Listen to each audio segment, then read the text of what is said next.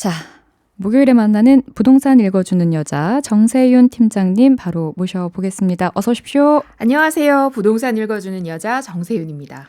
방금 보셨어요? 네, 봤어요. 보셨어요? 네. 제가 줌아웃 부탁드려요. 그랬더니 줌인을 더 하시네요. 정말 제 얼굴에 있는 점까지 보이겠어요? 자, 일단 제 얼굴이 중요한 게 아니라 부동산 뉴스가 중요하죠. 미인이셔서 에이, 무슨 괜찮습니다. 반사. 네, 요즘에 그 시장이 뜨거운 이슈죠. 바로 양도세 이야기를 오늘 드릴 텐데요. 네. 다주택자 양도소득세 중과 유예가 종료될 가능성이 커지면서 시장 분위기가 다시 술렁이고 있습니다. 이 흐름이 집값과 전월세 시장에는 어떤 영향을 줄지 여러분과 함께 짚어보겠습니다. 많이들 궁금하실 텐데요. 뉴스 먼저 듣고 자세한 이야기 나눠볼게요. 서울 부동산 시장이 다시 숨고르기에 들어갔습니다. 오는 10일부터 다주택자 양도소득세 중과 유예 조치가 종료되기 때문인데요. 현재는 기본 세율만 적용되지만 10일부터는 2주택자에게 20%포인트, 3주택 이상 보유자에게는 30%포인트의 중과세율이 추가됩니다. 지방소득세까지 포함하면 최고 실효세율은 82.5%에 달합니다. 시장에서는 사실상 이번 주가 세부담을 피할 수 있는 마지막 기회로 보고 있는데요. 강남과 송파 등 주요 지역 중개업소들은 문의 전화가 눈에 띄게 줄었고 오히려 일부 단지는 가격이 다시 오르고 있다라고 전했습니다. 실제 한국부동산원에 따르면 4월 넷째 주 서울 아파트 매매 가격은 전주 대비 0.14% 상승했습니다. 그동안 약세였던 서초, 송파구도 다시 반등세로 돌아섰습니다. 현재 시장은 집주인과 매수자 간 막판 눈치 싸움이 이어지는 모습입니다. 집주인은 더는 못 내린다, 매수자는 조금 더 기다리자 하는 분위기인데요. 전문가들은 양도세 중과가 본격적으로 시행되면 당분간 매물이 줄어드는 매물 잠김 현상이 나타날 가능성이 크다고 보고 있습니다. 네, 머니복덕방 뉴스 잘 들었습니다. 먼저 청취자분들을 위해서 양도세 중과가 뭔지 쉽게 설명 부탁드려요. 네, 기본적으로 양도소득세는 집을 팔아서 생긴 차익에 붙는 세금입니다. 그런데 다주택자분들의 경우에는 일반 세율보다 더 높은 세율이 적용되는 경우가 있고 이것을 양도세 중과라고 부릅니다. 정부가 한시적으로 유예해서 이 제도가 이제는 종료되면 다주택자의 세부담은 다시 커질 수밖에 없는 거죠. 양도소득세, 이제 집을 팔아서 생긴 차익에 붙는 세금인데 이제 다주택자들에게는 더 중과된다. 그렇죠. 그런 거죠.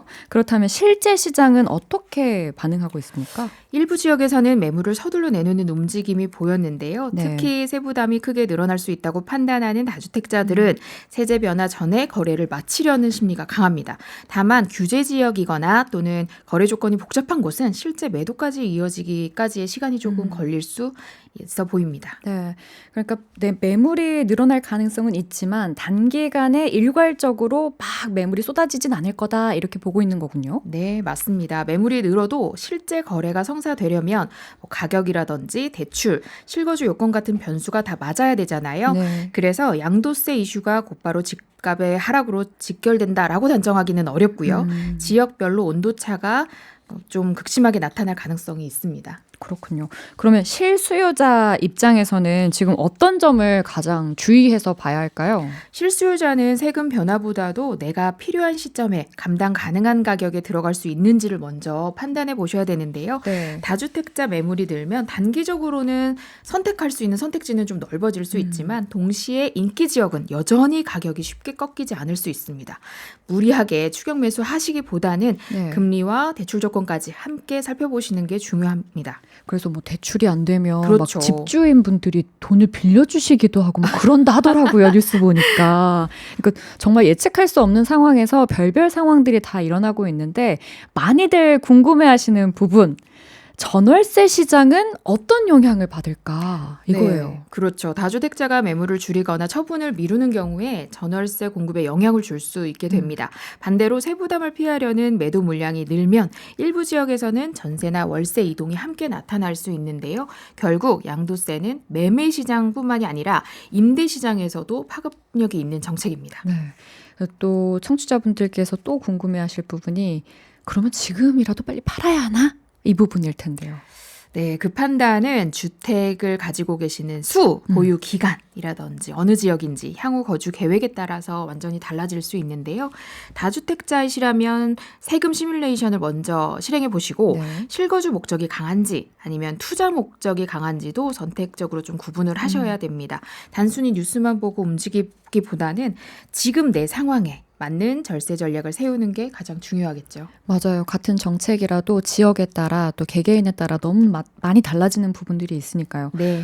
5월은 양도소득세 확정신고 기간이잖아요. 구체적으로 어떤 분들이 이번 신고 대상이 되는 건지 또 궁금하네요. 네, 지난해 부동산이나 주식을 팔고 나서 예정 신고를 아예 안 하신 분들은 우선 1순위 대상이고요. 네. 특히 중요한 건 2번 이상 자산을 양도했는데 각각 따로 신고만 하고 합산 신고하지 않으신 분들도 대상이에요. 누진세율 때문에 합치면 세금이 더 늘어날 수 있거든요.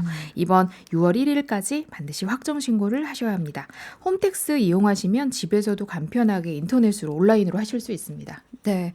2건 이상 자산을 양도하신 분들, 합산 신고 안 하신 분들 이거 꼭 기억하셔서 신고를 하셔야겠고요.